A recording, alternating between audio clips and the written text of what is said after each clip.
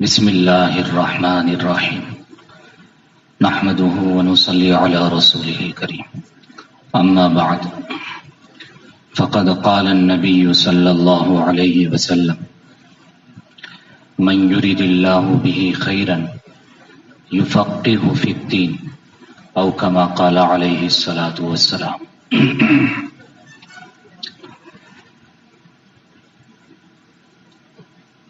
معزز قابل قدر علماء کرام،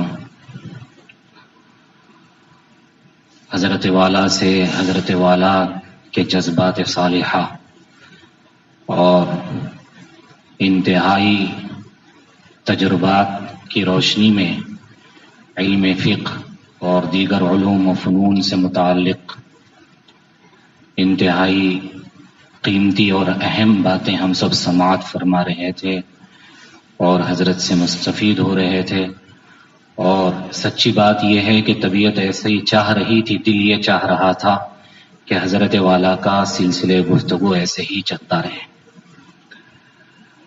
دراصل میری حیثیت تو آپ کے اپنے ساتھیوں جیسی، بلکہ کئی سامعین میں مجھ سے اپنے بڑے ہیں، میرے اپنے بڑے ہیں، اور بالخصوص پیچھے تشریف رکھنے والی دو بڑی شخصیات ہمارے محتمم صاحب ہیں، اور اپنے زمانے کے ادیب بھی تشریف رکھتے ہیں حضرت والا۔ تو ان دو بزرگ شخصیتوں کے سامنے کچھ کہنے کی جرات نہیں ہے، لیکن چونکہ حضرت محتمم صاحب ہی کا حکم ہوا تھا کہ اس موضوع پر باقاعدہ محاضرہ تیار کرنا ہے اور پیش کرنا ہے، دعا فرمائیں کہ اللہ رب العزت موضوع سے متعلق جو اہم باتیں ہیں وہ کہنے کی توفیق عطا فرمائے۔ اس موضوع سے متعلق چونکہ خود میرا اپنا تو کوئی تجربہ نہیں ہے، لیکن جو ہمارے اکابر علماء ہیں اور ان کے اور اکابر مدرسین ہیں، بالخصوص فن فقہ سے متعلق جنہوں نے سالہ سال تدریس کی ہے، ان کے تجربات کی روشنی میں اس مقالے کو تیار کیا گیا ہے، اور مقالات آپ حضرت احباب کے ہاتھ میں ہیں۔ شروع میں فن فقہ کی مناسبت سے علم فقہ کی اہمیت، ضرورت، افادیت، فضیلت و حقیقت پر روشنی ڈالی گئی۔ علم فقہ کی حقیقت کے اہمیت، عظمت اور مقام و مرتبے کے سلسلے میں صاحب در مختار نے مقدمے در مختار میں جو باتیں پیش کی ہے، اس کا خلاصہ یہ ہے کہ تمام علوم میں قدر و منزلت اور مقام و مرتبے کے اعتبار سے سب سے بہتر علم فقہ، اس لیے کہ علم فقہ تمام علوم تک پہنچنے کا وسیلہ و ذریعہ۔ اسی وجہ سے ایک متقی فقیہ ہزار عابدوں پر بھاری ہوتا ہے۔ علم فقہ کو حاصل کرنا چاہیے، اس میں تفصیل ہے۔ آگے فتاوی دارالعلوم دیوبند کے مقدمے میں مفتی ظفیر الدین صاحب علیہ الرحمہ کے مضمون کا ایک مختصر سا اقتباس بھی نقل کیا گیا جو فقہ کی اہمیت اور ضرورت کو بتلاتا ہے۔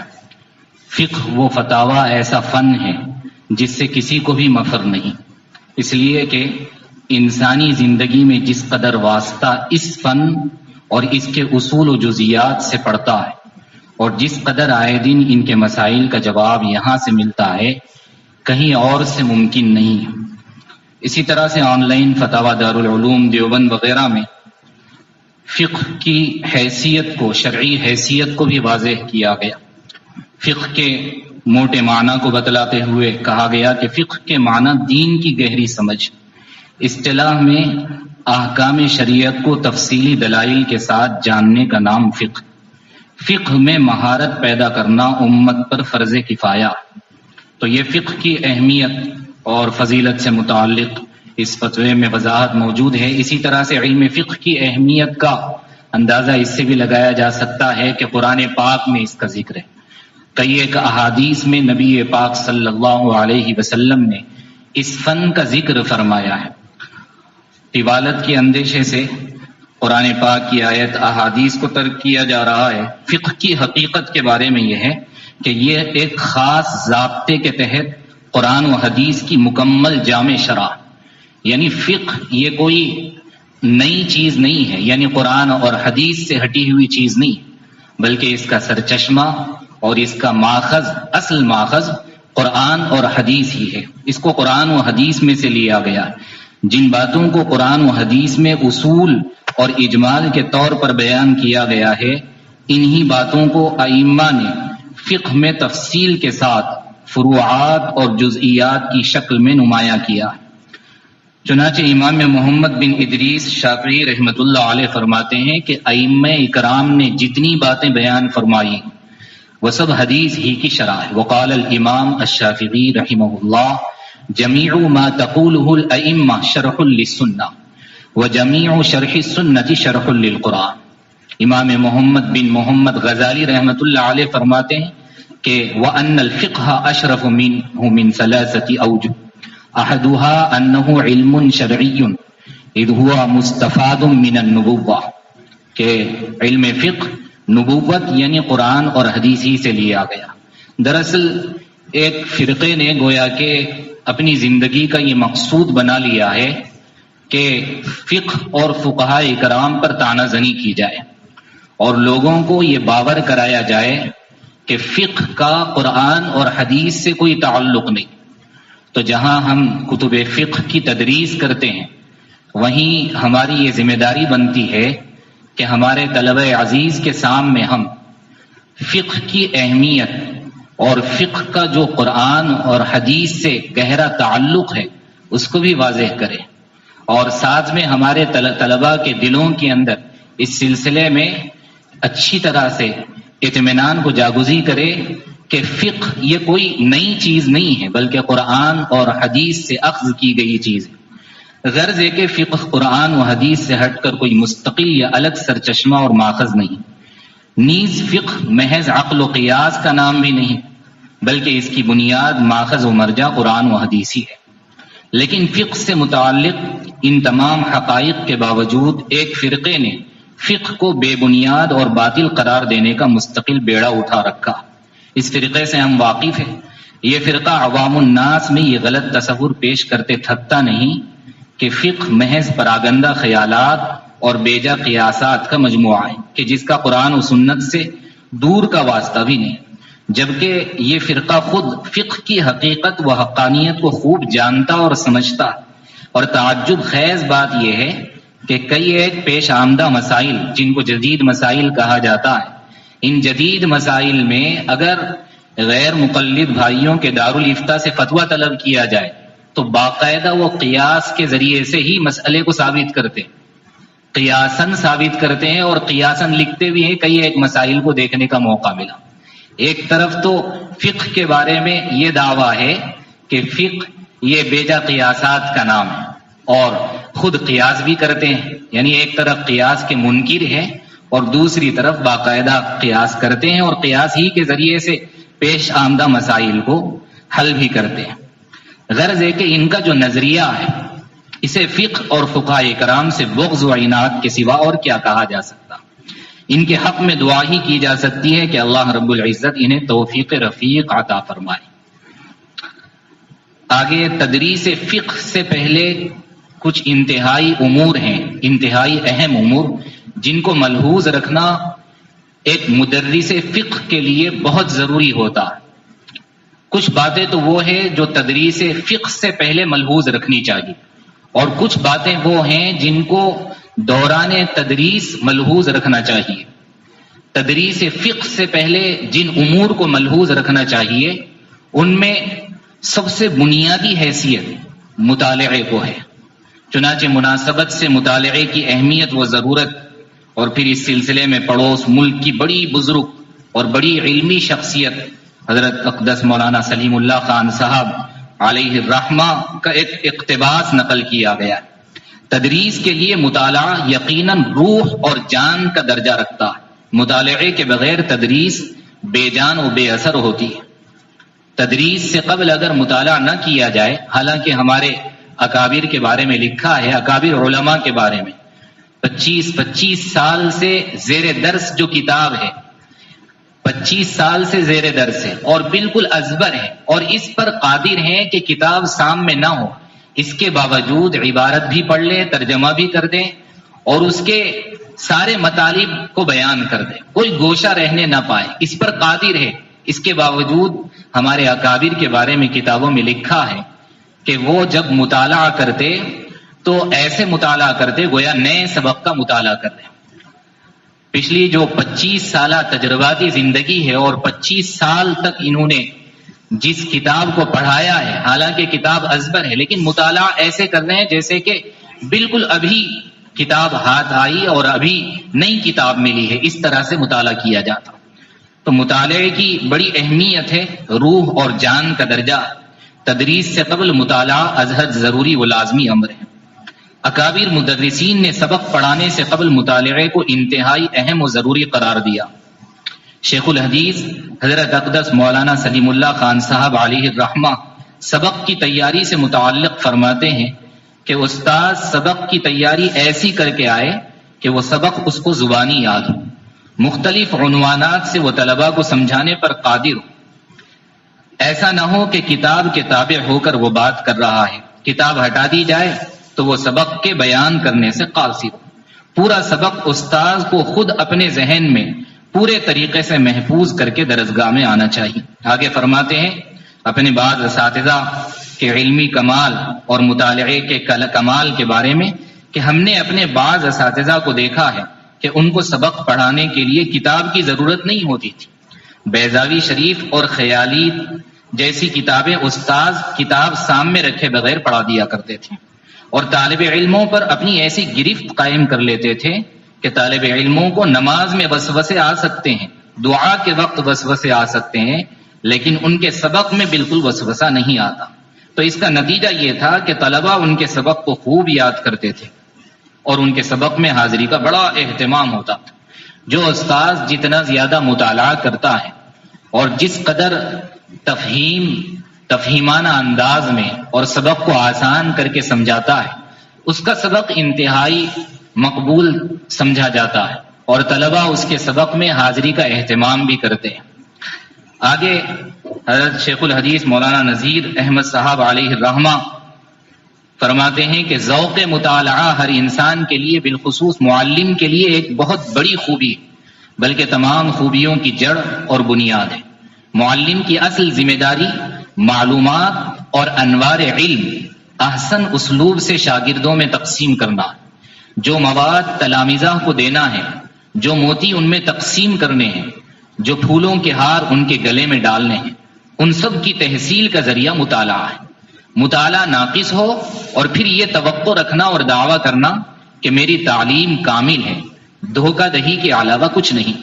تکمیل مطالعہ تکمیل علم کے لیے اور معیار تعلیم کو بلند کرنے کے لیے سب سے بڑا موقوف حال ہے۔ گویا کہ تدریسی عمل کے شروع سے پہلے، تدریسی عمل کو انجام دینے سے پہلے، درسگاہ میں جانے سے پہلے مطالعہ کتاب گویا کہ یہ موقوف حال ہے۔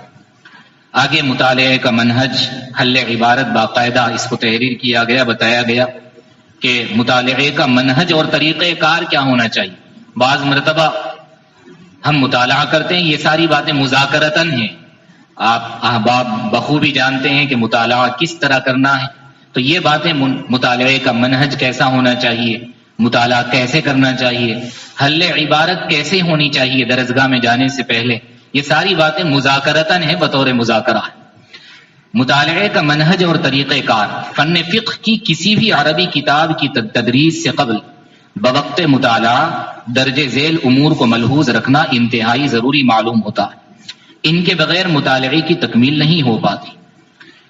کچھ ذیلی عنوانات ہیں۔ سب سے بنیادی چیز مطالعے کتاب میں وہ ہے حل عبارت۔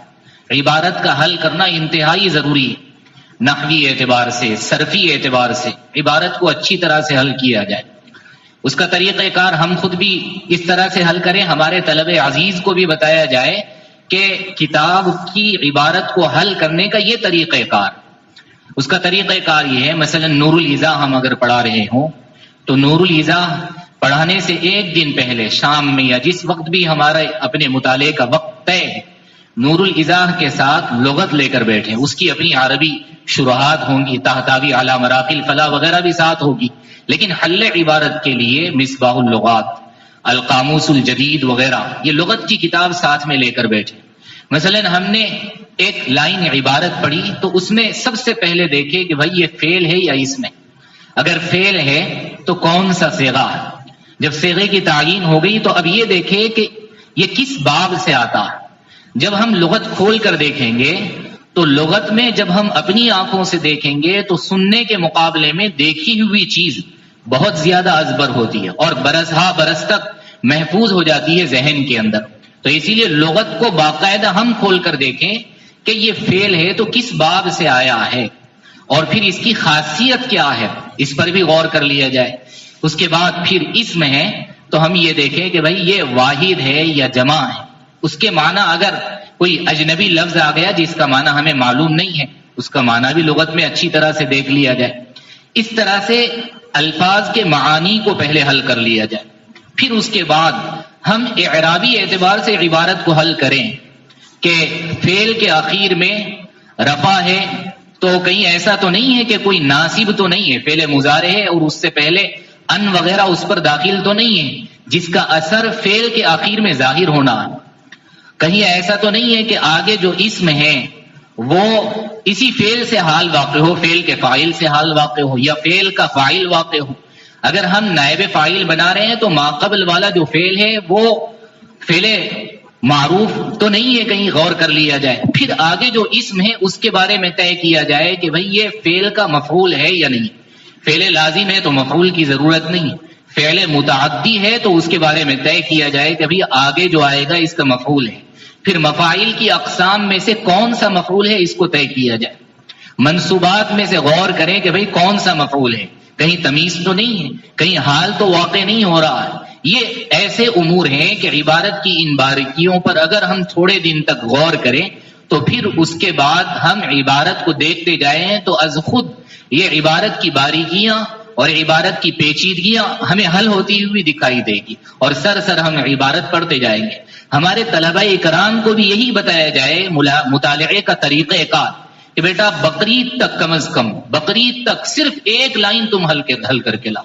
جو آگے زائد سبق پڑھانا ہے وہ تو ہم حل کریں گے اور اس کا وجوہ اعراب وغیرہ ترجمہ بتائیں گے، لیکن تم صرف ایک لائن حل کر کے لاؤ. بقرعید تک یہ نظام بنایا جائے، ہر کتاب کا نظام بنایا جائے، نور العزا ہو، قدوری ہو، شرح وقایہ ہو، کنز الدقائق ہو. جب ہماری یہ طلبہ ایک لائن حل کریں گے اور 8 سے 10 دن تک ایک لائن حل کرنے میں ان کو دشواری معلوم ہوگی، کہیں کہیں ان کو پتہ ہی نہیں چلے گا کہ بھئی اعراب کی وجہ کیا ہے، یہ جو منصوب ہے حال ہے یا تمیز ہے. پھر اساتذہ سے رجوع کریں گے باقاعدہ رات میں مطالعے کے وقت. اساتذہ دیکھیں گے کہ بھئی ہمارے طلبہ باقاعدہ اعراب کو حل کرنے کے لیے ہم سے رجوع کر رہے ہیں تو اساتذہ بھی دلچسپی لیں گے اور اساتذہ بتائیں گے، رہنمائی کریں گے. جب یہ طالب علم اتنی محنت کے ساتھ عبارت کے اعراب کو حل کرنے کے ساتھ درسگاہ میں آئے گا تو انتہائی شوق کے ساتھ آئے گا، سبق سننے کے ارادے سے آئے گا.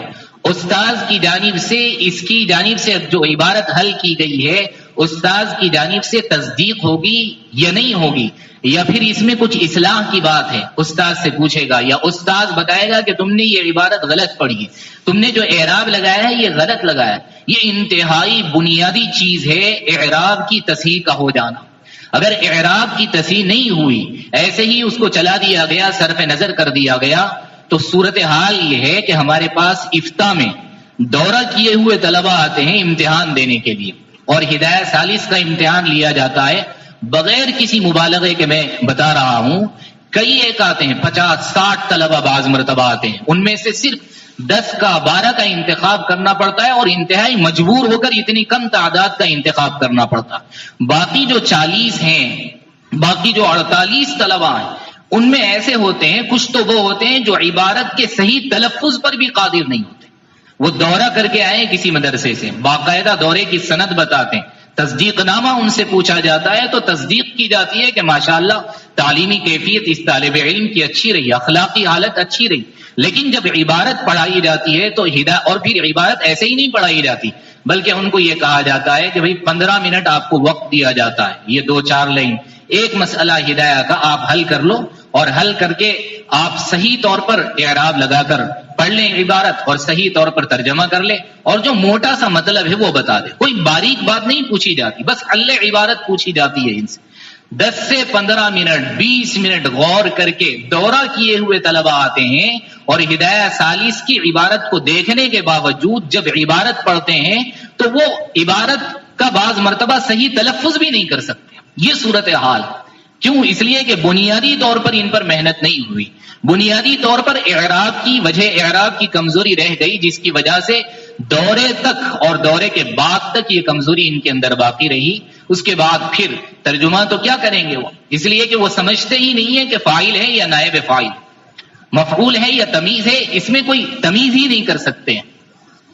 غیر منصرف کا اعراب تک نہیں پتا، غیر منصرف پر تنوین پڑھ دیتے ہیں. افسوس ہوتا ہے کہ دورے کا طالب علم افتاء کے لیے آیا اور ہدایہ ثالث کی عبارت صرف عبارت نہیں پڑھ سکتا. تو یہ صورتحال کا سامنا جو ہمارے سامنے وہ اسی لیے ہے کہ صحیح طور پر یہ ہمارے طلبہ مطالعہ کر کے نہیں آتے، صحیح طور پر ان کی عبارت جو بنیادی چیز ہے وہ حل ہو نہیں پاتی. تو عبارت حل کرنے کے لیے نحوی اعتبار سے، صرفی اعتبار سے اساتذہ پہلے سے حل کر لیں. اس کے بعد پھر ترجمے کے لیے متعلقات ترجمے کو سامنے رکھ کر پہلے تحت لفظ ترجمہ کر کے دیکھ لیا جائے تاکہ پتا چلے کہ کس لفظ کا کیا ترجمہ ہو رہا، اور ترجمہ کرنے میں قواعد نحویہ اور قواعد صرفیہ کی رعایت ہو جائے، اس کا پورا خیال رکھا جائے. ترجمہ کرتے وقت خود پہلے ترجمہ کر لیں، تحت لفظ ترجمہ کرنے کے بعد مفہومی ترجمہ خود استاذ پہلے سے حل کر لیں. تو یہ انتہائی ضروری ہے. باقی آگے طلبہ کی جماعتوں کے اعتبار سے نور الایضاح ہے، قدوری ہے، ایسے طلبہ کو تحت لفظ ترجمہ کروانا ہے، مفہومی ترجمہ نہیں کروانا، اس لیے کہ طالب علم ابھی ابتدائی مراحل میں ہے، اسے یہ پتا چلے کہ کس لفظ کا کیا ترجمہ ہو رہا ہے، کس فعل کا کیا ترجمہ ہو رہا ہے، پہلے اسے پتا چلے. اس لیے نور الایضاح، قدوری وغیرہ میں تحت لفظ ترجمہ کرنا ہے. کہیں اگر مفہومی ترجمہ کروانے کی ضرورت پیش بھی آ جائے تو پہلے تحت لفظ ترجمہ کر کے بتا دیا جائے کہ بھائی یہ اس لفظ کا ترجمہ، یہ اس لفظ کا ترجمہ، اب سنو مفہومی ترجمہ اس کا یہ. غرض ہے کہ حل عبارت میں ان بنیادی باتوں کو پیش نظر رکھنا ضروری ہے. سب سے پہلے سبق میں پڑھائی جانے والی عبارت کو نحوی و صرفی اعتبار سے مکمل طور پر حل کر لیا جائے کہ وجہ اعراب، الفاظ کے معنی اور باب وغیرہ یہ تمام امور خوب بصیرت کے ساتھ اچھی طرح حل ہو جائے. اس کے بعد مکمل عبارت کے متعلقات ترجمہ کو پیش نظر رکھتے ہوئے لفظی و معنوی دونوں ترجمے کر لیے جائیں، اس لیے کہ عام طور پر نیچے کی جماعتوں میں لفظی ترجمہ اور اوپر کی جماعتوں میں مفہومی ترجمہ کروایا جاتا ہے. دوسرا، عبارت کے حل کر لینے کے بعد اعراب اور دوسرے نمبر پر ترجمہ. تیسرا جو مرحلہ ہے خود استاد کو حل کر کے جانا، وہ ہے تفہم عبارت. تفہیم عبارت سے پہلے تفہم عبارت، عبارت کو سمجھانے سے پہلے خود عبارت کو حل کریں مطلب کے اعتبار سے، نفس مطلب کے اعتبار سے. اب نفس مطلب کے اعتبار سے عبارت کو حل کرنے کے لیے جب عبارت کا مسئلہ ہمارے سامنے اچھی طرح سے منقع ہو جائے تو اب اس کے متعلقات کی تفصیلات کو دیکھا جائے. فقہ مقارن اس کی تفصیل آگے آ رہی ہے، اسے دیکھا جائے. ائمہ اربعہ کے مذاہب کو دیکھا جائے، ان کے دلائل پر سرسری نظر ڈالی جائے اور ان کے دلائل میں جو قوی دلیل ہے اس پر نظر رکھی جائے، راجح مرجوح میں امتیاز کیا جائے. یہ ساری تفصیلات مطالعے کے دوران پیش نظر رکھنا چاہیے. لیکن سب سے پہلے حل عبارت. لیکن طلباء کے اعتبار سے طلباء کو اتنی ہی باتیں بتلانی ہے جتنی ذہنی سطح کے یہ طلباء ہوتے ہیں، ان کی ذہنی سطح کے اعتبار سے باتیں بتلان. ایسا نہ ہو کہ ہم نے نور الایضاح کے لیے مراقل الفلاح، تحتاوی اعلی مراقل الفلاح دیکھ لی تو پوری تحتاوی اعلی مراقل الفلاح طالب علم کے سامنے رکھ دی تو وہ ہضم نہیں کر پائے گا، طالب علم نفس مطلب بھی نہیں سمجھ سکے گا. ہمارے طلباء کی صورتحال اب جو ہے اس قدر انحطاط آ چکا ہے کہ سال پورا گزر جانے کے باوجود بھی ہمارے طلباء کے سامنے پڑھے ہوئے سبق کو سامنے رکھ دیا جائے اور کہا جائے کہ بھئی یہ 2-4 لائن کی عبارت پڑھ لو صحیح اعراب کے ساتھ اور اس کا درست ترجمہ کر لو، تو اس پر بھی قادر نہیں. اس قدر انحطاط آ چکا. یہ بنیادی کمزوریاں ہیں. ان بنیادی کمزوریوں کو اگر انہی جماعتوں میں، ابتدائی جماعتوں میں دور کیا جائے تو پھر آگے تک یہ سلسلہ باقی نہیں رہتا. تفہم عبارت، عبارت و ترجمے کے بعد عبارت کے نفس مطلب اور نفس مسئلہ کو اچھی طرح سمجھ لیا جائے. پھر اس سے متعلق کوئی اشکال ہو، اشکال کو بھی حل کر کے جائے. چاہے طلبہ اشکال نہ کرے، لیکن ہمارے دل کے اندر کوئی کھٹک ہو کہ بھئی فلاں عبارت اور فلاں مسئلے سے متعلق اشکال یہ ہے، ہم نے اس کتاب میں یہ مسئلہ پڑھا ہے، شرح وقایہ میں دوسرا مسئلہ ہے، ہدایہ کے اندر اس مسئلے کے حکم کو یوں بیان کیا گیا ہے، اور ہمارے اکابر نے اس مسئلے کے حکم کو خطوب فتاویٰ میں یوں بیان کیا، تو وہاں پر دیکھے کہ کہیں ایسا تو نہیں غیر مفتبی قول یہاں آ گیا جس کی وجہ سے ہمیں اشکال ہو رہا ہے۔ اب ہم اکابر کے فتاویٰ دیکھیں گے، اونچی کتابیں دیکھیں گے تو مسئلہ حل ہو جائے گا، اشکال رفع ہو جائے گا کہ بھئی یہاں پر غیر مفتبی قول آ گیا جس کی وجہ سے ہمیں اشکال ہوا۔ کوئی اشکال ہے تو اس کو غور کرے، اگر عبارت کسی دخل مقدر کا جواب ہے تو اس دخل مقدر کو مع جواب خوب بصیرت کے ساتھ سمجھا بھی جائے اور ذہن نشین بھی کیا جائے۔ دوسری اہم بات، حاشیہ بین سطور اور متعلقہ عربی شروحات سے خوب استفادہ کیا جائے، نیز متعلقہ قواعد و ضوابط اور لغوی و اصطلاحی تعریفات کو اچھی طرح خود استاذ پہلے یاد کر لے۔ آج ہماری صورتحال یہ، میری اپنی صورتحال یہ ہے کہ اگر میں فقہ کی کتاب پڑھاتا ہوں تو مثلا اگر بیوع کے اندر بیع فاسد پڑھاؤں تو بیع فاسد کی تعریف مجھے ہی یاد نہیں، بیع باطل کسے کہتے ہیں مجھے ہی اس کا پتہ نہیں، اب میں کیا خاک بتاؤں کہ بھائی بیع باطل اور بیع فاسد کے درمیان یہ فرق ہے، بیع باطل کا کیا حکم ہے، بیع فاسد کا کیا حکم ہے، لغوی اعتبار سے، اصطلاحی اعتبار سے یہ ساری تعریفات پہلے استاذ کے ذہن نشین ہو جانا چاہیے، ازبر حفظ ہو جانا چاہیے، یاد ہو جانا چاہیے یہ اصطلاحی تعریفات۔ اسی طرح سے عام طور پر جو فقہ کی بڑی کتابیں ہیں مثلا ہدایہ وغیرہ ہے تو صاحب ہدایہ کی ساری گفتگو اور سارے مسائل کسی نہ کسی فقہی قاعدے کے ارد گرد گھومتے رہتی ہے، تو اس فقہی قاعدے کو اگر ہم نہ سمجھیں تو پھر آسانی کے ساتھ جس فقہی قاعدے پر صاحب ہدایہ کے بتائے گئے یہ مسائل متفرع ہو رہے ہیں اور جس فقہی قاعدے سے متعلق یہ مسائل ہیں ان کو طلبہ کے سامنے واضح نہیں کیا جا سکتا، تو ہمیں یہ بھی دیکھنا چاہیے کہ یہ جو فقہی عبارات ہیں ان میں کوئی ضابطہ تو نہیں ہے، کسی ضابطے سے ان کا تعلق تو نہیں ہے، کسی فقہی اصول سے تو ان کا تعلق نہیں ہے، اسے بھی پہلے ہی حل کر لیا جائے اور ان پر جزیات و مسائل کے انطباق کی آسان شکلوں کو محفوظ کر لیا جائے، آسان انداز میں، آگے تفصیل آ رہی ہے آسان کے سلسلے میں، اور ضروری و اہم باتوں کو مع حوالہ نوٹ کرنے کا اہتمام بھی کیا جائے۔ ہم اگر کتابوں کے مطالعے کے دوران مثلا نور الایضاح کے لیے تحتوی علی مراقی الفلاح دیکھتے ہیں، شرح وقایہ کے لیے سعایہ دیکھتے ہیں یا عمدۃ الرعایہ دیکھتے ہیں، تو ایسی صورت میں ہم ایک اہتمام یہ بھی کریں کہ کوئی بحث پیچیدہ ہے، مغلق ہے اور اس کو شارح علیہ الرحمہ نے تفصیل کے ساتھ کھول کر بیان کیا ہے تو ہمارے پاس ایک نوٹ کے طور پر کاپی ہونا چاہیے، مطالعے کے دوران ہم اس کو نوٹ کر سکے، کاپی کے اندر ہم نوٹ کر لیں کہ نور الایضاح کی یہ جو عبارت ہے مغلق ہے، اس کے حل کے لیے اس عبارت کی ضرورت پڑے گی، ہم اس کو نوٹ کر لیں، اور کوئی نئی بات ہمارے سامنے آ گئی اس کو ہم نوٹ کر لیں۔ استاذ کی ایک کاپی مطالعے کے دوران پیش آنے والی اہم باتوں کو نوٹ کرنے کے لیے ہونا چاہیے، اور متعلقہ درسی کتابوں کے علاوہ فن فقہ کی دیگر کتابوں کا بھی مطالعہ کیا جائے۔ اس سلسلے میں آگے حضرت اقدس مفتی سعید احمد صاحب پالنپوری علیہ الرحمہ کے حوالے سے بات نقل کی گئی کہ حضرت اپنی زندگی میں بارہا اساتذہ سے یہ بات کہا کرتے تھے اور طلبہ میں بھی کہتے تھے کہ فن پڑھو، فن پڑھاؤ، کتاب نہیں، فن پڑھنے کے ذریعے سے آتا ہے، اور فن کا یہ مطلب نہیں ہے کہ جو کتاب ہم سے متعلق ہے صرف اس کتاب کو حل کر لیا جائے اور اس کتاب کا مطلب طالب علم کے سامنے بیان کیا جائے۔ فن پڑھنے کا طریقہ کار یہ ہے، مثلا مالا بدہ منہ ہم پڑھاتے ہیں تو ہر سال طے کرے کہ ہر سال ایک نئی فقہ کی کتاب پڑھیں گے، مثلا مالا بدہ منہ پڑھا رہے ہیں تو اس سال یہ طے کر لیں کہ ہم سرسری سے ہی نور الایضاح کو حل کر لیں گے، پھر دوسرے سال بھی ہمارے پاس مالا بدہ منہ ہے تو ہم مختصر القدوری کو حل کر لیں گے، تیسرے سال بھی وہی مالا بدہ منہ ہے تو اس کے بعد پھر آگے شرح وقایہ کو دیکھیں گے ان مسائل کے سلسلے میں جو مسائل مالا بدہ منہ میں آ چکے۔ تو اس طرح سے فن کی متعدد کتابوں کو جب ہم دیکھیں گے ایک کتاب کے لیے تو فن میں مہارت تامہ پیدا ہوگی اور ہم طلبہ کو کتاب نہیں بلکہ فن پڑھانے والے بنیں گے۔ حضرت اقدس مفتی سعید صاحب پالنپوری علیہ الرحمہ نے اپنی حیات میں بارہا اس جانب توجہ دلائی کہ فن پڑھانے کے لیے فن کی دیگر کتابوں کو بھی زیر مطالعہ رکھنا ازحد ضروری۔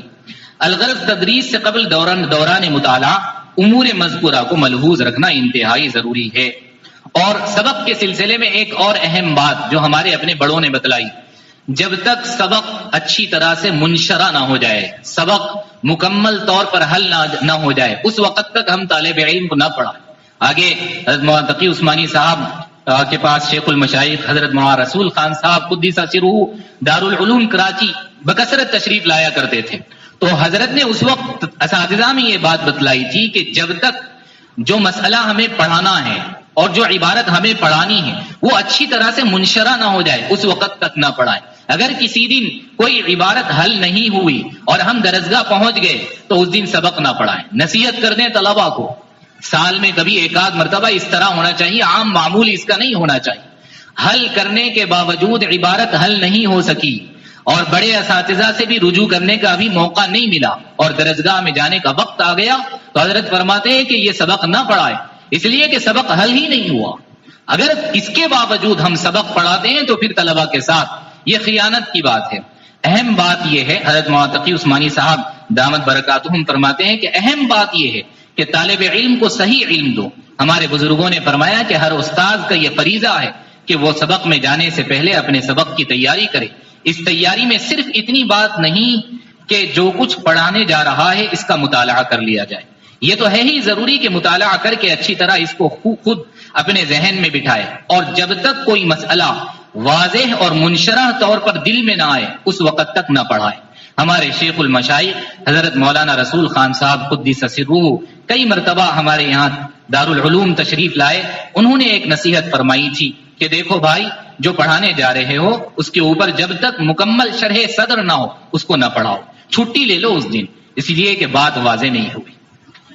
اس کے بعد پھر یہ جو مطالعے کے مراحل ہے، حل عبارت، ترجمہ عبارت، نفس مطلب کو ہم نے حل کر لیا، کوئی اشکال ہے، کوئی دخل مقدر کا جواب عبارت بن رہی ہے، ان سارے امور کو ہم نے جب حل کر لیا، ایک مرتبہ ہمارا مطالعہ ہو گیا، تو ایک مرتبہ کے مطالعے پر اکتفا نہیں کرنا چاہیے، کم از کم 3 مرتبہ مطالعہ کرنا چاہیے۔ یہاں علامہ شمس الحق افغانی علیہ الرحمہ کا قول نقل کیا گیا ہے کہ پڑھائی جانے والی کتاب کا مطالعہ کتنی بار کرنا چاہیے؟ حضرت فرماتے ہیں کہ کم از کم 3 مرتبہ ایک مدرس کو درس کی تیاری کے لیے مطالعہ کرنا چاہیے۔ پہلی مرتبہ فہم کے لیے، پہلی مرتبہ سمجھنے کے لیے کہ مجھے عبارت اچھی طرح سے سمجھ میں آ جائے، جو فقہی مسئلہ ہے وہ اچھی طرح سے حل ہو جائے، یہ پہلی مرتبہ عبارت اس لیے دیکھے۔ دوسری مرتبہ افہام تفہیم کے لیے، سمجھانے کے ارادے سے دوسری مرتبہ مطالعہ کرے، اور تیسری مرتبہ تسہیل تفہیم کے لیے کہ سمجھائے تو آسان انداز میں سمجھائے، اس کی کوشش کرے۔ حضرت اقدس مفتی سعید صاحب پالنپوری علیہ الرحمہ کے بارے میں ہے کہ حضرت والا سبق کا مطالعہ کرنے کے بعد باقاعدہ نوٹ کرتے تھے اور درسگاہ کو آنے سے پہلے ذہن میں اس کا خاکہ بنا لیا کرتے تھے کہ کیسے سہل سے سہل اور آسان سے آسان انداز میں اس مضمون کو سمجھایا جائے۔ تو ہمیں بھی حضرت والا کو اس سلسلے میں اپنا آئیڈیل اور نمونہ بنانا چاہیے کہ کس عنوان کے ذریعے سے اور کس پہلو کے ذریعے سے یا کس صورت کو اختیار کرنے کے ذریعے سے ہم اپنے پڑھائے جانے والے سبق کے مضمون کو آسان سے آسان اور سہل سے سہل بنا سکتے ہیں۔ حضرت علامہ شمس الحق افغانی علیہ الرحمہ کا قول منقول ہے کہ ایک مدرس کو درس کی تیاری کے لیے 3 مرتبہ مطالعہ کرنا چاہیے، پہلی بار فہم کے لیے، دوسری بار افہام و تفہیم کے لیے، اور تیسری بار تسہیل تفہیم کے لیے۔ ترتیب اور تسہیل یہ انتہائی ضروری ہے۔ جب ہمارا مطالعہ بھی ہو گیا اور مطالعہ 2-3 مرتبہ ہو چکا، اب جو مرحلہ ہے ترتیب کا اور تسہیل کا، سبق کو انتہائی مرتب اور جامع انداز میں ہم پیش کریں، غیر ضروری بحث یا غیر ضروری الفاظ اس میں نہ ہو۔ سبقی انداز میں تقریر سبق کی ہونی چاہیے، فقہی انداز میں فقہی کتاب کی تقریر ہونی چاہیے۔ اس کے لیے پہلے سے ہم اپنے سبق کو مرتب بنائیں، پہلے سے اس کے اندر تسہیل پیدا کریں۔ مذکورہ بالا طریقے کے مطابق مطالعہ کو حل کر لینے کے بعد ضروری ہے کہ ذہنی خاکہ بنا کر سبق کی ایک ترتیب قائم کر لی جائے کہ کون سی بات کہاں کہنی اور کون سی بحث کس بحث سے پہلے یا بعد میں کرنی، کیونکہ صرف نفس درس اور اس کے اظہار پر عبور کافی نہیں، بلکہ اس کے ساتھ ساتھ ترتیب و تسہیل بھی ضروری ہے، اور ترتیب کے ساتھ ذہنی سطح کو سامنے رکھ کر سبق کی تسہیل بھی کر لی جائے، ورنہ بعض مرتبہ مطالعے کے باوجود طلباء کو سبق کی صحیح و درست تفہیم پر قدرت حاصل نہیں ہو سکتی۔ اس سلسلے میں بندے کی اپنی ناقص رائے یہی ہے کہ حضرت اقدس مفتی سعید احمد صاحب پالنپوری قدس سرہ کو اپنا آئیڈیل اور نمونہ بنایا جائے۔ پھر مطالعہ جب ہو گیا، تسہیل بھی ہو گئی، تو مطالعے کا ایک حصہ ہے بالخصوص وہ اساتذہ جو فقہ کی اونچی کتابیں پڑھانے والے ہیں، جن کتابوں میں ائمہ کے مذاہب کا اختلاف اور دلائل سے بحث ہوتی ہے، فقہ مقارن کا مطالعہ کیا جائے۔ عام طور پر فقہ مقارن کا مطالعہ نہیں ہوتا، فقہ مقارن کا باقاعدہ مطالعہ ہونا چاہیے۔ فقہ کی تدریس کرنے والے اساتذہ پہلے سے فقہ مقارن کا بھی مطالعہ کر کے جائے۔ فقہ مقارن کا ایک مفہوم عام اور فقہ مقارن کی اصطلاحی تعریف یہاں پر نقل کی گئی ہے۔ فقہ مقارن ایسی فقہ کو کہتے ہیں جس میں ائمہ مجتہدین کے اقوال مع دلائل موجود ہوتے ہیں، یہ اس کا مفہوم عام ہے۔ اور اصطلاح میں فقہ مقارن کا معنی یہ ہے کہ کسی فرعی مسئلے کے حکم شرعی میں مختلف فقہاء کرام کے اقوال مع دلائل موجود ہوں، پھر اس مسئلے میں علمی مناقشہ کیا گیا ہو تاکہ یہ واضح ہو جائے کہ کس کی دلیل قوی ہے اور کس کی دلیل قواعد شرعیہ کے زیادہ قریب ہے، جس کے نتیجے میں قول راجح قول مرجوح سے ممتاز ہو جائے۔ منہاج الطالب فی المقارنہ بین المذاہب، یہ فقہ مقارن سے متعلق دکتور عبدالسمیع احمد امام مالکی علیہ الرحمہ کی کتاب ہے۔ فقہ مقارن کے ویسے تو بہت فوائد بیان کیے گئے، بڑی اہمیت اس کی ضرورت بتلائی گئی، یہاں پر اختصار کی غرض سے مجموع شرح مہذب علامہ نووی علیہ الرحمہ کی کتاب کا ایک اقتباس اور اس کا ایک خلاصہ نقل کیا جا رہا۔ مذاہب سلف اور ان کے دلائل کا جاننا اہم ترین ضرورت ہے، اس لیے کہ فروعی مسائل میں ان ائمہ کا اختلاف رحمت ہے۔ مذاہب و دلائل کی معرفت کے بعد ہی وجوہ دلائل اور قول راجح و مرجوح کی وضاحت ہوتی ہے۔ نیز اس سلسلے میں پیدا ہونے والے اعتراضات و جوابات کے ذریعے مشق و تمرین کے ساتھ ذہن میں وسعت و کشادگی بھی پیدا ہوتی ہے، اور دلائل کی شکل میں ذکر کی جانے والی احادیث صحیحہ و ضعیفہ کے درمیان فرق کی شناخت ہوتی ہے، اور دلائل راجحہ و مرجوحہ کے درمیان امتیاز کے ساتھ احادیث متعارضہ کے مابین جمع و تطبیق کے طریقہ کار سے بھی واقفیت حاصل ہوتی ہے۔ فقہ مقارن کے اور بھی فوائد ہیں، یہ جامع فائدہ اور جامع ضرورت حضرت نے بیان کی۔ یہاں کتب فقہ مقارن کی کچھ کتابوں کا نام اور تعارف اختصار کے ساتھ ذکر کیا گیا تاکہ ان میں سے کسی کو ہم اپنے مطالعے میں رکھیں۔ نمبر 1، الفقہ علی المذاہب الاربعہ، یہ علامہ عبد الرحمن الجزیری کی یہ کتاب اپنے موضوع پر کافی مشہور و متداول کتاب ہے۔ ایسے ہی الموسوعہ الفقہیہ، اس میں حروف تہجی کے اعتبار سے فقہی موضوعات پر ائمہ اربعہ کی معتبر کتابوں سے نہایت قابل قدر مواد جمع کیا گیا ہے۔ نمبر 3، بدایت المجتہد، یہ علامہ ابن رشد مالکی علیہ الرحمہ کی مقبول و معروف کتاب ہے جس میں مذاہب ائمہ اربعہ کے ساتھ دلائل کو بھی یکجا کیا گیا ہے۔ نمبر 4، المجموع شرح مہذب للنووی، امام نووی رحمۃ اللہ علیہ کی یہ کتاب اہم فقہی مراجع میں سے شمار ہوتی ہے جس میں مختلف مسائل سے متعلق فقہاء اکرام کی آراء، دلائل، مناقشہ اور ترجیح بھی مذکور ہے۔ الفقہ الاسلامی و ادلتہ، علامہ وہابہ الزہیلی کی یہ کتاب فقہ مقارن کی اہم کتاب میں شمار ہوتی ہے۔ 6 نمبر کی جو کتاب ہے یہ بھی فقہ بیوع کی انتہائی، فقہ بیوع میں فقہ مقارن کے لیے انتہائی اہم کتاب، فقہ بیوع علی المذاہب الاربعہ، یہ حضرت اقدس مولانا تقی عثمانی صاحب دامت برکاتہم کی یہ کتاب بالخصوص فقہ مقارن للبیوع کی انتہائی عظیم الشان و مقبول ترین کتاب شمار ہوتی ہے۔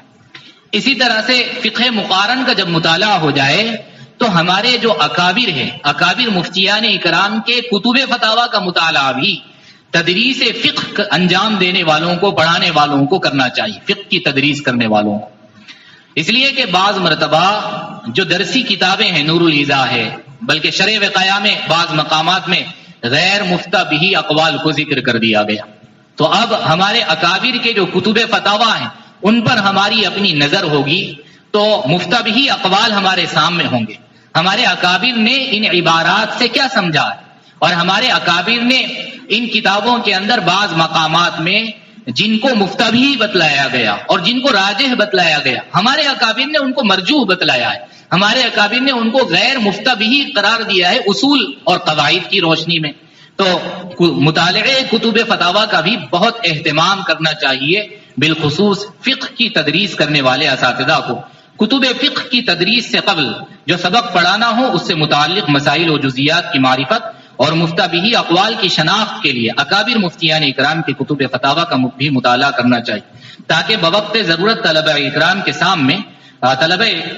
اکرام کے سامنے عبارت سے متعلق جزیات و مسائل پیش کر سکے اور یہ واضح کر سکے کہ اکابر مفتیان اکرام نے جو مسئلہ بیان کیا ہے وہ اس عبارت سے یا عبارت کے اس جز سے ثابت ہے۔ ہم یہ سمجھا سکے کہ ہمارے اکابر نے جو مسئلہ سمجھا ہے اس عبارت سے یہ مسئلہ سمجھا ہے۔ بعض عبارتیں مغلق ہوتی ہے، ان سے جو صورت مسئلہ ہے وہ غیر واضح، حکم غیر واضح ہوتا ہے، اس کے لیے ہم اپنے اکابر کے فتاوی کا رجوع کریں گے تو پتہ چلے گا کہ ہمارے اکابر نے اس مغلق عبارت کے حکم کو کیا سمجھا ہے اور کیسا سمجھا ہے۔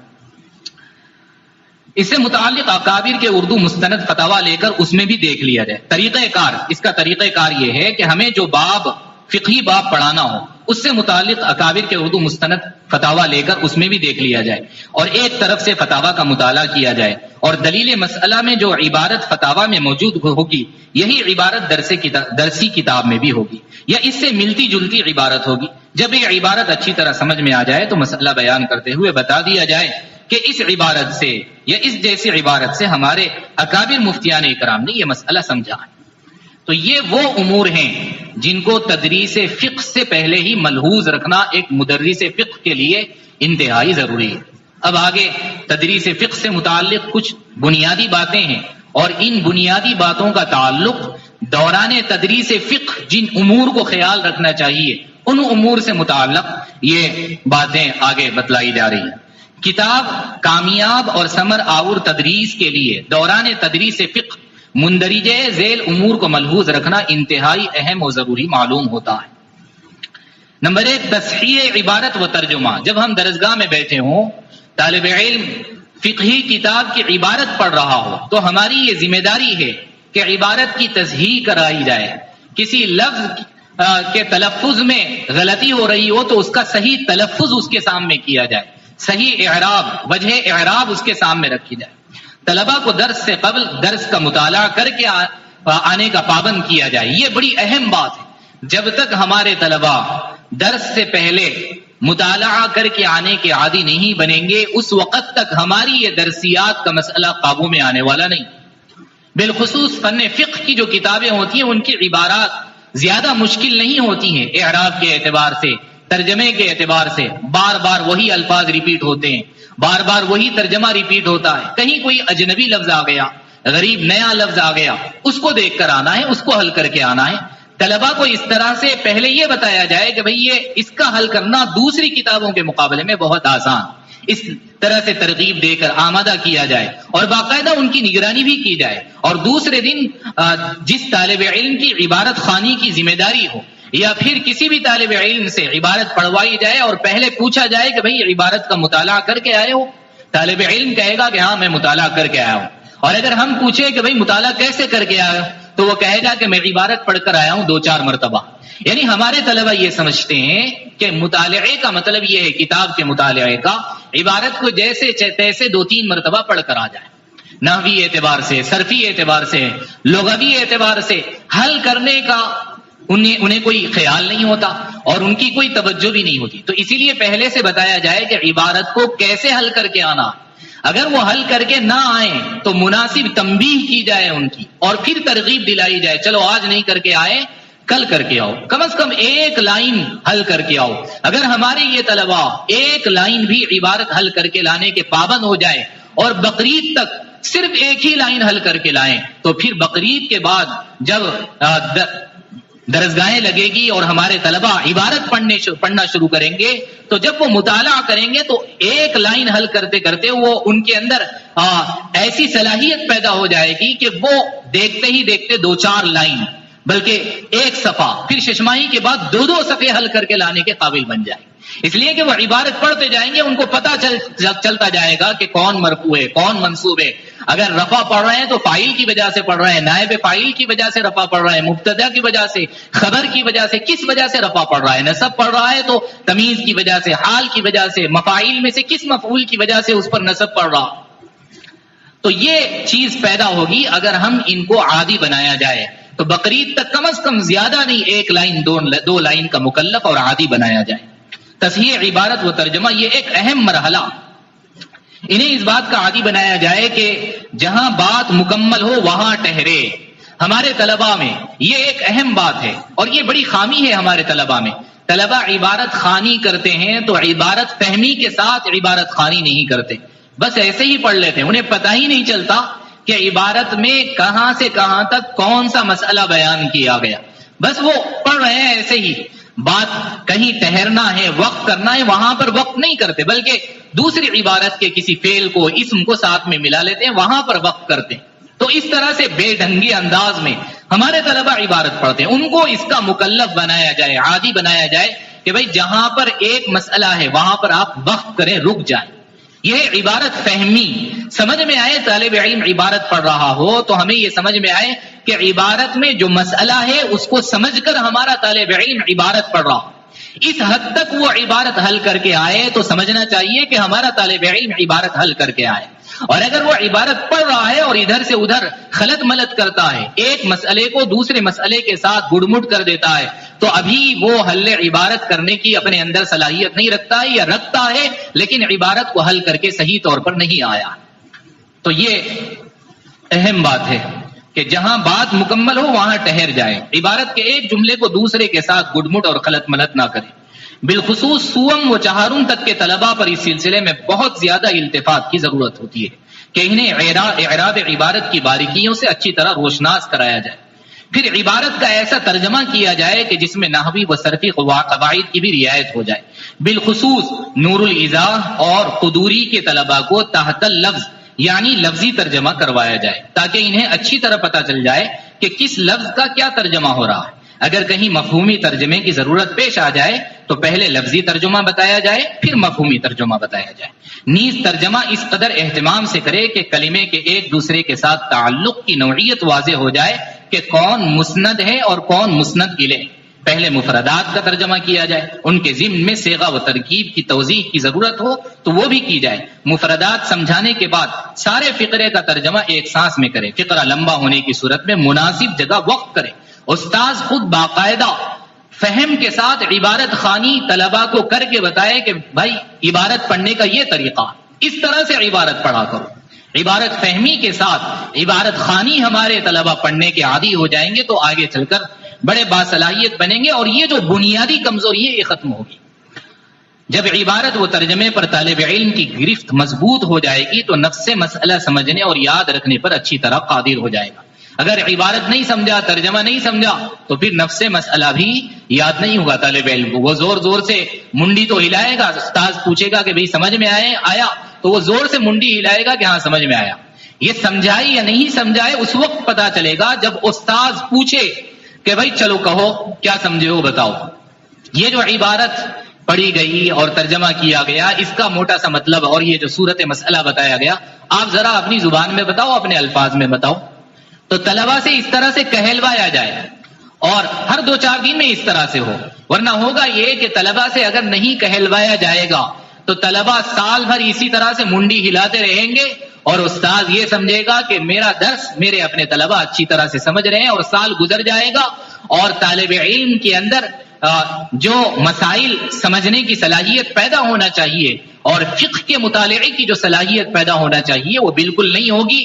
پھر جب وہ فارغ ہو جائے گا تو یہ سمجھے گا کہ علم فقہ کو تو میں نے برکت کے لیے پڑھا ہے، بس یہ ہمارے طلباء سمجھیں گے۔ تو اسی لیے طلباء جب منڈی ہلائے اور ان سے پوچھے استاد حضرت اقدس مفتی راشد صاحب اعظمی دامت برکاتہم کا جو درس ہوتا ہے حضرت باقاعدہ اپنے جملوں کے ساتھ ساتھ طلباء سے کہلواتے۔ سلم العلوم ہم نے حضرت سے پڑھی ہے، باقاعدہ حضرت کاپی بھی نوٹ کرواتے تھے، یعنی لکھواتے نہیں تھے اور یہ کہتے تھے بلکہ یہ کہتے تھے کہ بھئی یہ جو سبق پڑھایا گیا ہے اس کو کل نوٹ کر کے لاؤ، اور اہتمام سے کاپی بھی دیکھا کرتے تھے ہماری۔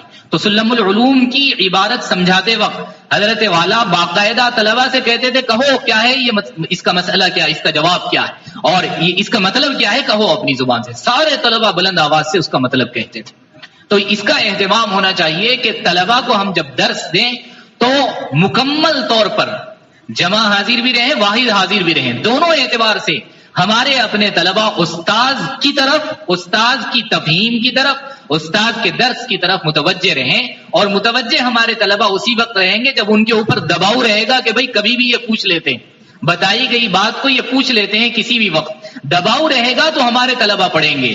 ہمارے طلبہ پر اگر دباؤ کا ماحول نہ بنایا جائے اور ان کو چھوڑ دیا جائے تو پھر ان کی صلاحیتیں نہیں بنے گی اور ان کا وقت ضائع ہوگا.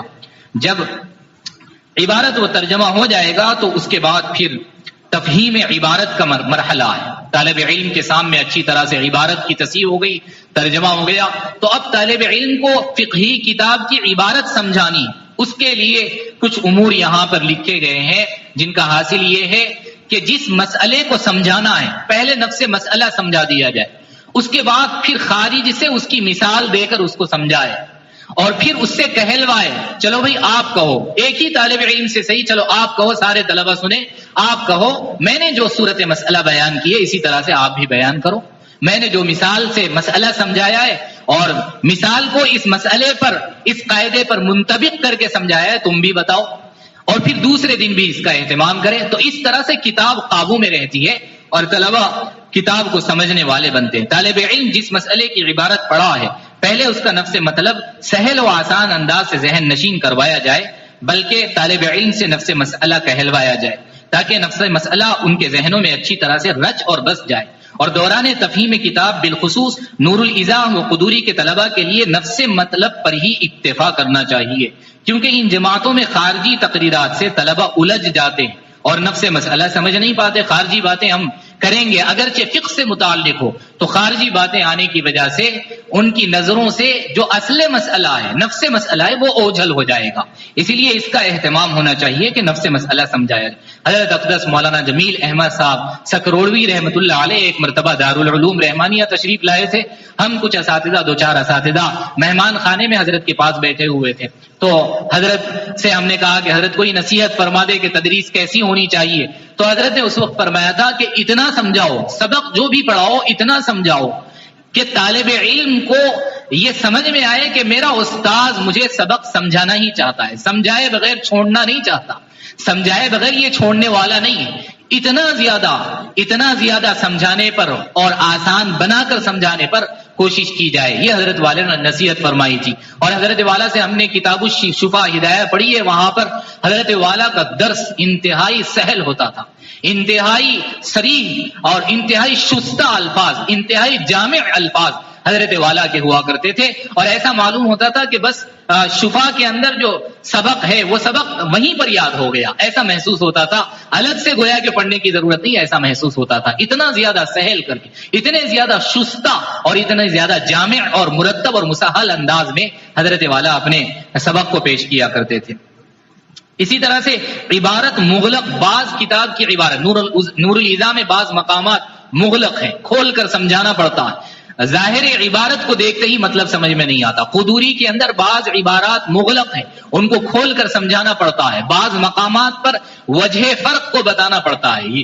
یہ صحیح ہے کہ ان کتابوں کے اندر اختلاف ائمہ نہیں بتلائے جائیں گے، ان کتابوں کے اندر دلائل سے تعارض نہیں ہوگا، لیکن یہ ضرور ماننا پڑے گا، تسلیم کرنا پڑے گا کہ کہیں کہیں ایک جیسا مسئلہ آتا ہے لیکن حکم دونوں کا الگ الگ ہوتا ہے. تو وجہ فرق کو بیان کرنے کے لیے وہاں پر دلیل کو ذکر کرنا پڑتا ہے، وجہ فرق کو واضح کرنا پڑتا ہے. عبارت مغلق ہو تو اس کو کھول کر بتانا پڑتا ہے. تو مغلق عبارت کو اچھی طرح سے ایسا سمجھایا جائے کہ طالب علم عبارت کو دیکھتے ہی اس کے ذہن میں استاذ کی تقریر آ جائے. اور اس طرح خاص طور پر ایسے مغلق اسباق کو باقاعدہ طلباء کو نوٹ کروا دینا چاہیے تاکہ تکرار کے موقع پر، امتحان کی تیاری کے موقع پر، کتاب کو یاد کرنے کے موقع پر ہمارے یہ طلباء مغلق عبارت کو حل کرنے کے لیے اپنی لکھی ہوئی کاپی کو دیکھیں تو ان کی مغلق عبارت حل ہو جائے.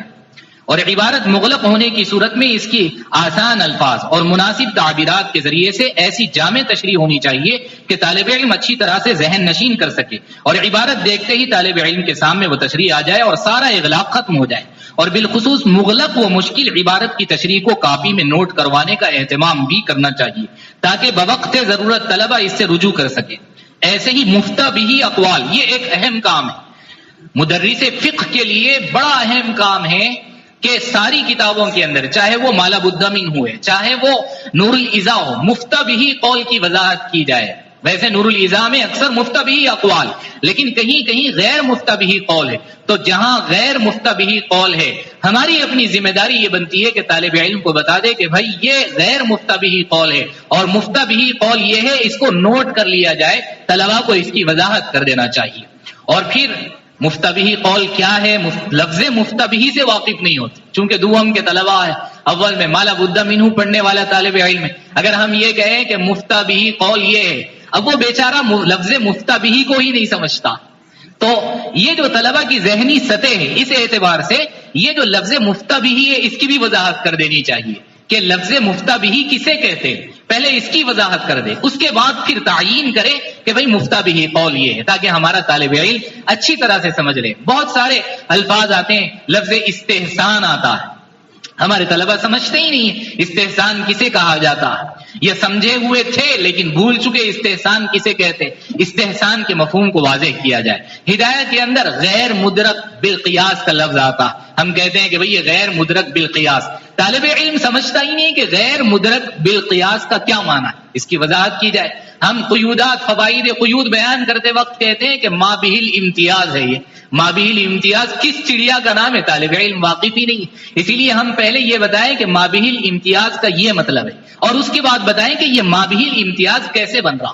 پہلے ہم یہ بتائیں کہ غیر مدرک بالقیاس کا کیا مطلب ہے، اس کے بعد ہم بتلائیں کہ غیر مدرک بالقیاس یہ کیسے.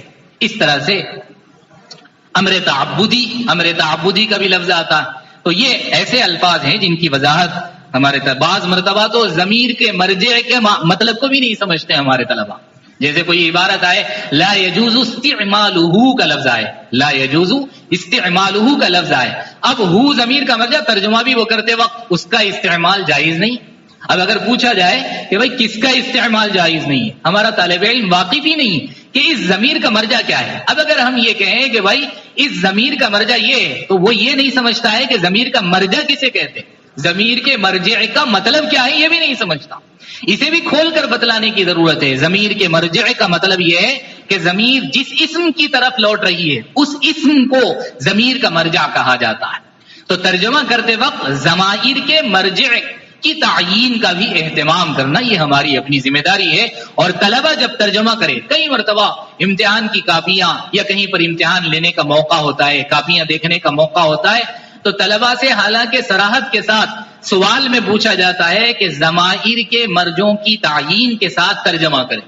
اس کے باوجود اس کا اس کا بس یہی لفظ ترجمے میں استعمال کرتے، اس کا استعمال جائز نہیں ہے، اس کا حکم یہ ہے. کس کا استعمال جائز نہیں، کس کا استعمال جائز ہے، کس کا حکم یہ ہے.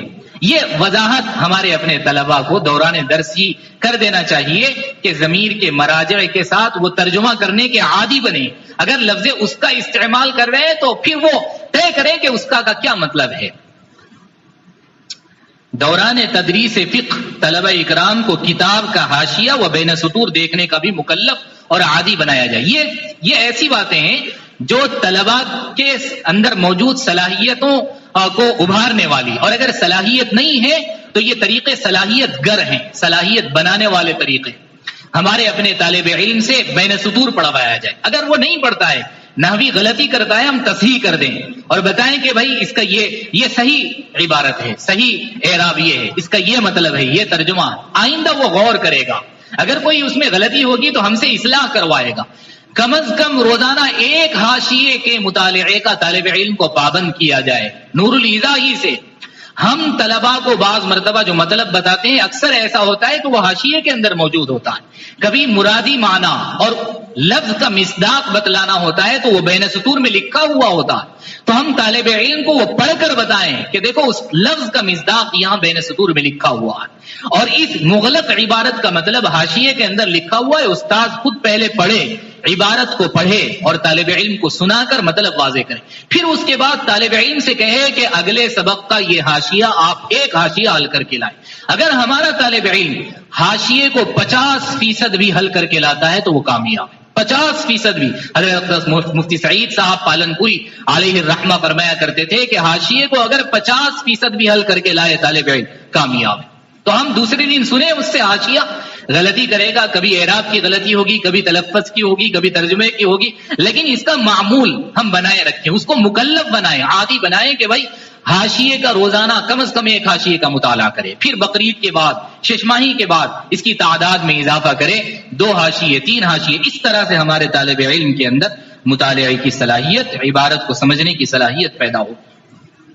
دوران تدریس فقہ طلبہ اکرام کو کتاب کا حاشیہ و بین سطور دیکھنے کا بھی مکلف و عادی بنایا جائے، تاکہ انہیں پتہ چلے کہ انہوں نے عبارت کا جو مطلب استاد سے سنا ہے وہ مکمل طور پر اس کا ایک بڑا حصہ حاشیے میں موجود ہے اور اسے وہ بصیرت کے ساتھ سمجھ بھی لے۔ آگے ہے علم فقہ کی تدریس میں تطبیق کے پہلو کو پیش نظر رکھنا چاہیے۔ عام طور پر ہوتا یہ ہے کہ نفس مسئلہ کو ہم سمجھا دیتے ہیں، آگے بڑھ جاتے ہیں، لیکن موجودہ معاشرے میں جو پیش آمدہ مسائل ہیں ان مسائل پر ہدایہ وغیرہ میں پڑے گئے مسائل کا انطباق کر کے ہم نہیں بتلاتے، یہ بڑی کمی کی بات ہے۔ تو ہماری تدریس فقہ تطبیقاً انطباقاً ہونا چاہیے۔ پیش آمدہ جتنے مسائل ہیں وہ سارے مسائل تقریباً ایسے ہیں کہ جن میں سے ہر مسئلے کا تعلق کسی نہ کسی ہدایت کی کسی نہ کسی عبارت سے، بالخصوص بیوع کے جو ابواب ہیں ان کو تو اتنا زیادہ انطباقاً پڑھانے کی ضرورت ہے کہ بیوع کی جدید شکلوں کو بھی ہدایہ کی عبارات پر منطبق کر کے استاد سمجھائے اور بتائے کہ یہ جو بیوع کی جدید شکلیں چل رہی ہے، تجارت کی نئی نئی شکلیں وجود میں آ رہی ہے، ان عبارات کی روشنی میں یہ جائز ہے، ان عبارات کی روشنی میں یہ ناجائز ہے۔ رویت سے متعلق بتایا جائے کہ آج کل آن لائن شاپنگ ہوتی ہے، خریداری کی جاتی ہے، پرچیسنگ ہوتی ہے، تو محض تصویر کے اندر اور کمپیوٹر میں آن لائن ہم نے کسی چیز کی تصویر دیکھی، مثلا کسی ٹیبل کو خریدنا ہے، آن لائن ہم نے ٹیبل کو دیکھ کر خرید لیا۔ اب جب وہ ٹیبل ہمارے گھر پر آیا تو اس ٹیبل کو دیکھنے پر خیار رویت ہمیں حاصل ہوگا یا نہیں ہوگا، ہم یہ واضح کریں۔ محض کمپیوٹر کے اندر، فون کے اندر یہ جو تصاویر جن چیزوں کی فروختگی ہونی ہے، ان تصاویر کو دیکھ لینا کیا رویت کے درجے میں ہے؟ کیا ان تصاویر کو دیکھ لینے سے خیار رویت ثابت ہوگا؟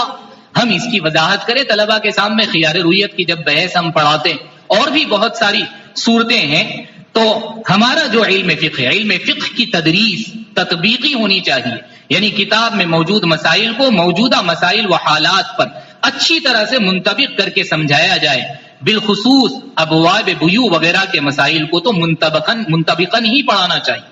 مثلا بیع جدید کی صورتوں کو واضح کر کے بتایا جائے کہ پڑھی جانے والی فقہ کی کتاب کی کس عبارت سے ان کا تعلق ہے، ان کا حکم کیا ہے، اکابر علماء کی رائے کیا ہے، ان عبارات سے اکابر نے کیا مسئلہ سمجھا۔ ان سب باتوں کی وضاحت نہایت ہی اہم و ضروری، ورنہ طالب علم یہ سمجھے گا کہ اس نے جو کچھ فقہ کی کتابیں پڑھی ہے وہ صرف برکت کے لیے پڑھی ہے اور بس۔ تسہیل فہم، استاد جب سبق نفس مسئلہ سمجھائے گا اور انطباقاً کتاب کو پڑھائے گا تو کوشش یہ کرے حتی الامکان 100% آسان سے آسان انداز میں سمجھائے۔ تفہیم عبارت میں استاد اس وقت کامیاب سمجھا جاتا ہے جب وہ عبارت کو آسان سے آسان انداز میں سمجھانے پر قادر ہوتا ہے۔ اس کا خیال ضرور ہونا چاہیے کہ ہمارے سامنے جو طلبہ ہیں وہ مختلف فہم رکھنے والے ہیں، ان کی سوچ و فکر اور ان کا جو اخذ کا مادہ ہے وہ یکساں نہیں۔ اسی طرح سے تحفیظ کتاب، استاد کی ایک ذمہ داری یہ ہے کتاب کو یاد دلانا، دوسرے دن طلبہ سے باقاعدہ عبارت سنیں، عبارت کا اعراب دیکھیں کہ صحیح اعراب کے ساتھ پڑھ رہا ہے یا نہیں پڑھ رہا ہے، ترجمہ صحیح طور پر کر رہا ہے یا نہیں کر رہا ہے، اور نفس مطلب کو بیان کر رہا ہے یا نہیں کر رہا ہے۔ عام طور پر کی کاپیوں کے اندر ہمارے طلبہ سوالات کے جوابات لکھتے ہیں یا تقریری امتحان دیتے ہیں، ان سے کہا جائے کہ بھائی اس عبارت کے اندر جو مسئلہ بیان کیا گیا ہے اسے سمجھاؤ، تو کاپی کے اندر بھی طالب علم بس ترجمے کو آگے پیچھے کر کے لکھ دیتا ہے، خارجی کسی مثال کے ذریعے سے نہیں سمجھاتا، بلکہ نفس مسئلہ بھی نہیں سمجھاتا، بس ترجمہ ہی کر دیتا ہے اور اسی کو وہ مطلب سمجھتا ہے۔ اور اسی کو مطلب سمجھانا سمجھتا. اس کے لیے ضروری ہے کہ جس وقت ہم سبق سنیں باقاعدہ طالب علم سے نفس مسئلہ پہلے کہلوائے، ضابطے کلیہ قاعدے کلیہ اگر بیان کیا گیا پہلے اسے سمجھائے، پھر اس کی مثال اس کی زبان سے کہلوائے. اگر اس میں کچھ جھجک ہو تو اس کی ہمت افزائی کی جائے، اس کو سمجھایا جائے کہ آج نہیں کل اور اچھی طرح سے سمجھائیں گے، ماشاءاللہ تم نے اچھی محنت کی، کل جب سمجھائیں گے اور اچھے انداز میں سمجھائیں گے. لیکن روز اور ہر دن جب بھی ہم فقہ کا سبق سنیں تدریس فقہ کے دوران تو طلباء سے پڑھائے گئے مسائل کو مثال کے ساتھ ان کی زبان سے کہلوانے کا عادی بنانا چاہیے. یہ دباؤ رہے گا تو وہ تیاری بھی کر کے آئیں گے. اگر ہم محض کتاب پڑھاتے جائیں گے، نور الایضاح ہم پڑھا رہے ہیں، ترجمہ مطلب شاندار انداز میں سمجھا رہے ہیں، لیکن دوسرے دن طالب علم سے سبق سننے کا ہمارا مزاج نہیں ہے تو پھر پوری نور الایضاح ختم ہو جائے گی، لیکن طالب علم کوئی عبارت حل کرنے کے بھی لائق اور قابل نہیں بنے گا. تحفیظ کتاب تکمیل نصاب کے ساتھ ساتھ انتہائی اہم ہماری ذمہ داری ہے. منہج تدریس فقہ کے سلسلے میں یہ باتیں اجمالاً ذکر کی گئی. اب اختصاراً ہر کتاب کے سلسلے میں مالا بدھ منہ سے لے کر ہدایت تک کی کتابوں کے سلسلے میں اختصاراً 5-10 منٹ میں انشاءاللہ بات مکمل کی جائے گی. مالا بدھ منہ فقہ حنفی کی معتبر کتاب ہے. اس کا اسلوب، اس کا مختصر سا تعارف جو ایک زمانے سے درس نظام میں شامل ہے. یہ کتاب فارسی زبان میں ہے جس میں فقہ حنفی کے اکثر مسائل بہت آسان فارسی میں سمجھائے گئے. اس کتاب کے مصنف قاضی ثناء اللہ پانی پتی علیہ الرحمہ جو اپنے عہد کے عظیم فقی محدث محقق و مفتی تھے. اس کتاب کا مقصد آسان فقی مسائل کو بیان کرنا ہے، اس لیے ضرورت سے زائد تفصیل سے اجتناب کرتے ہوئے مندرجہ ذیل امور کو ملحوظ رکھنا چاہیے. نمبر 1 تصحیح عبارت کی تصحیح ہو.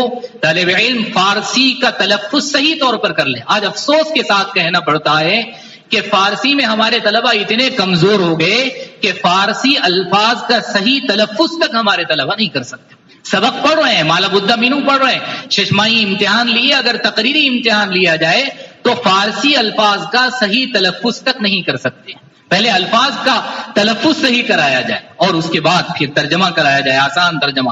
نفس مسئلے کی وضاحت کتاب میں موجود مسائل وضاحت کی جائے. اسی طرح سے جو مالا بدھ منہ کے پڑھنے والے طلباء ہیں وہ مالا بدھ منہ میں موجود مسائل کو ایسے آسان انداز میں ایک آدھ لائن میں بیان کرنے کا مزاج اپنے اندر پیدا کر لیں. جیسے تعلیم الاسلام وغیرہ میں ایک لائن میں آدھی لائن میں ایک مسئلہ بیان کیا گیا، تو مالا بدھ منہ پڑھنے والا طالب علم بھی ہماری تدریس سے اس قدر قابل ہو جائے کہ بس ایک لائن میں 2-4 جملوں کے اندر پوری عبارت کے مسئلے کو بیان کر دے. پوری عبارت میں 4 مسئلے ہیں، مسئلہ نمبر 1 یہ ہے، مسئلہ نمبر 2 یہ ہے، مسئلہ نمبر 3 یہ ہے. اس طرح سے ہمارا طالب علم اس کتاب پر گرفت حاصل کر لے.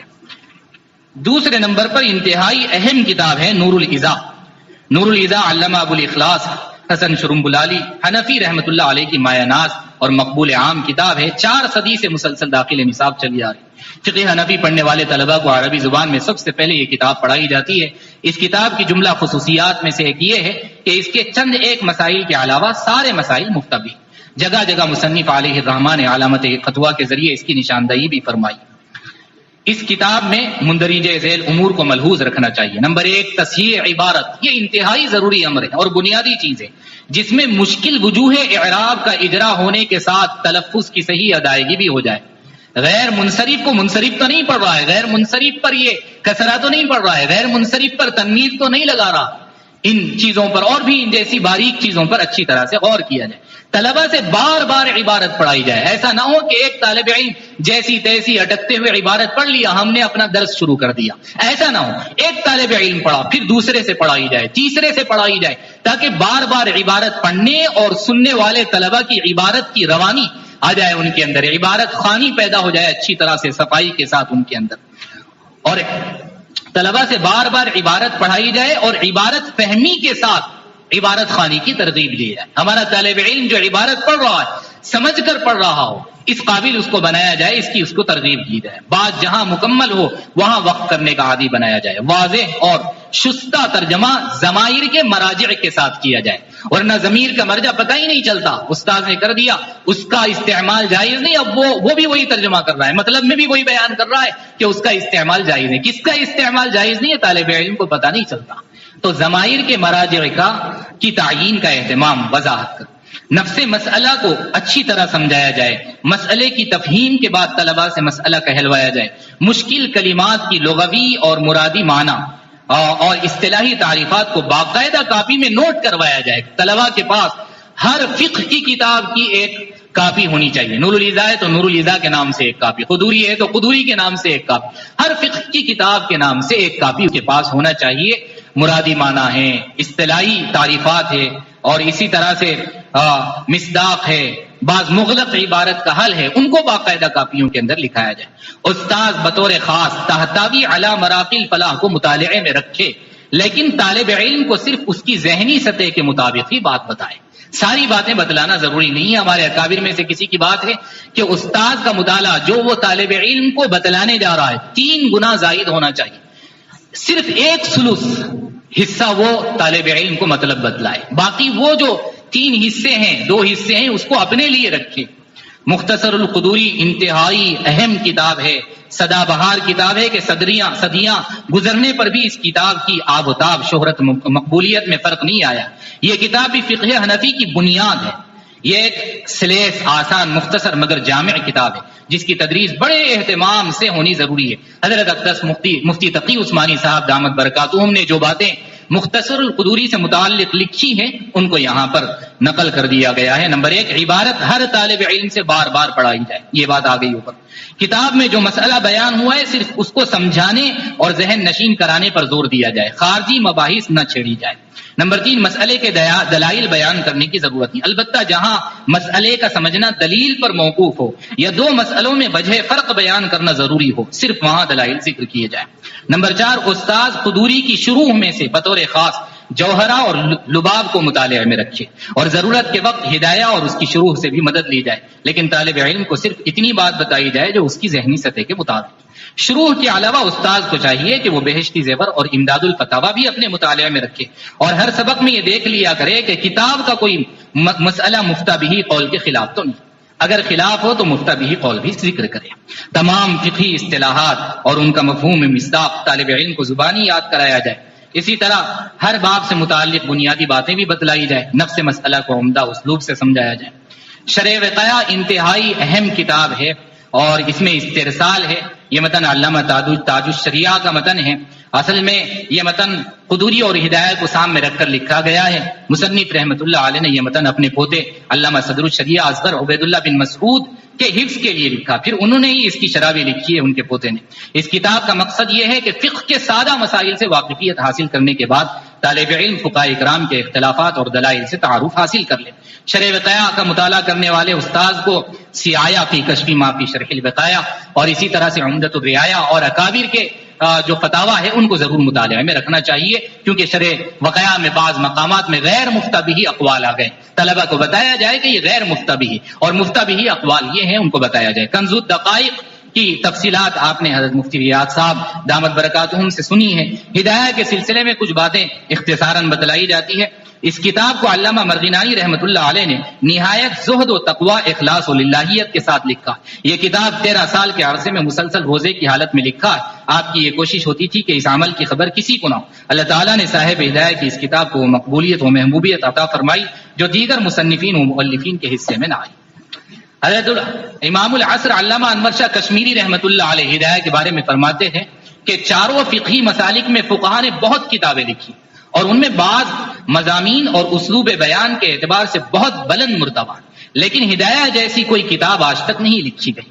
آگے حضرت مولانا جمیل احمد صاحب سکروڑوی رحمۃ اللہ علیہ ابتدائی درس میں بتایا کرتے تھے کہ ہدایہ کے 4 حصے، پہلا حصہ کتاب الطہارت، غالباً مظاہر کے حضرت مولانا اسعد صاحب قاسمی نور اللہ مرقدہ کے حوالے سے آپ نے یہ بات بتلائی کہ پہلا حصہ یہ اسہل الہدایہ سب سے آسان حصہ ہے، اور دوسرے اور تیسرے حصے نکاح اور بیوع کے بارے میں فرمایا کہ یہ اسہل الہدایہ ہے، تھوڑا سا مشکل سمجھا جاتے یہ دونوں حصے، اور شفا کے بارے میں فرمایا کہ یہ اوسط الہدایہ ہے، نہ زیادہ مشکل ہے نہ زیادہ آسان ہے۔ تو ان چیزوں کو پیش نظر رکھ کر ہدایہ کے ان ابواب کی تدریس ہونی چاہیے۔